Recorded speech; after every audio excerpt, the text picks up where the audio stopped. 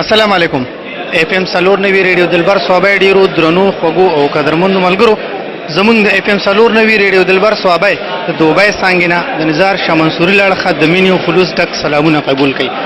قدرمنو څنګه چې تاسو ته پته ده چې اف ام سلور نوی ریډیو دلبر صوبای دا کوشش دی چې چرته هم پښتانه څه قسمه حل ځلې کوي هغه خپل ولسته پښتون ولسته رام خامخ کې هغه دا غین خبر کی هم په دې لړ کې نن په دوبای کې په شارجه کې د پاکستانی کونسلیټ کې د اماراتو پښتو ادبي ټولنې څلور درشمه کلیزه ونمانځل شو چې هغه ټول ریکارډ مو کړی شو هغه هم تاسو دغه کو او په دغه سلسله کې مونږ سره خالد خان حسرت صاحب ډېر ښه شاعر ولار دی د هغې نه د دې پروګرام په اړه باندې څه پوښتنې کوو. حسرت صاحب ډېر ښکلی پروګرام و، ډېر د لرې لرې نه خلک ورته راغلی و، د پاکستان نه تاسو شاعران راغوښتي وو، د افغانستان نه مو بیا په داسې وی آی پي حال کې پروګرامونه کول. آیا د دې د مطلب د دې د پیسو ټکو څه دغې تاسو سره آیا دا خلک یا سرمایهدار خلک تاسو سره څه دغه کوي که نه د خپل ملګري تاسو دغه کوي؟ بسم الله الرحمن الرحیم. اول خو نزار شاه منصوري صاحب د ټول نه خوشحاله خبره باندې د اواز خوږ ولګېد چې ریډیو اف ام دلبر ولې، چونکې دا زما د خپلې خاورې زما د خپل کلي ریډیو ولې چې زما خپل ولس یې اوري او مونږ خلک په هغې خلکو درنېږو ولې چې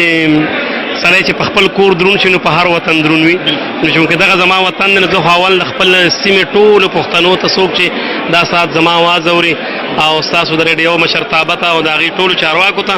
د مینې او د عقیدت پرزونې وړاندې کوم او نیکې هیلې او سلامونه او دعاګانې. او وروسته خو نظار صاحب تا ته اندازه ده په خپله باندې چې مونږ د تېرو څلورو دېرشو کالو داسې بلکې زه به ووایم زما خو سره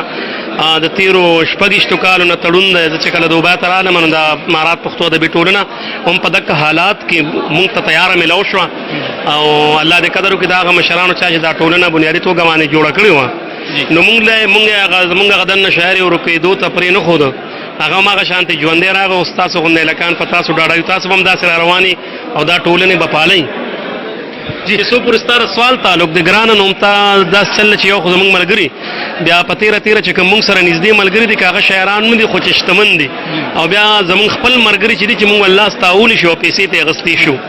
نو چې کم زیات دلته شتمن خلک دی نو هغوی خو د پښتو نه لرې پاتې کېږي او هغوی د هغه پښتو په مقصد د پښتونوالی په هغه نامه هم لاندې رسېدلي. خو زمونږ دا درمیاني طبقې والا خلک چې کوم زمونږ وروڼه دي، ترونو زامن دي، ملګري مو دي، کلیواله مو دي، دوستان مو دي،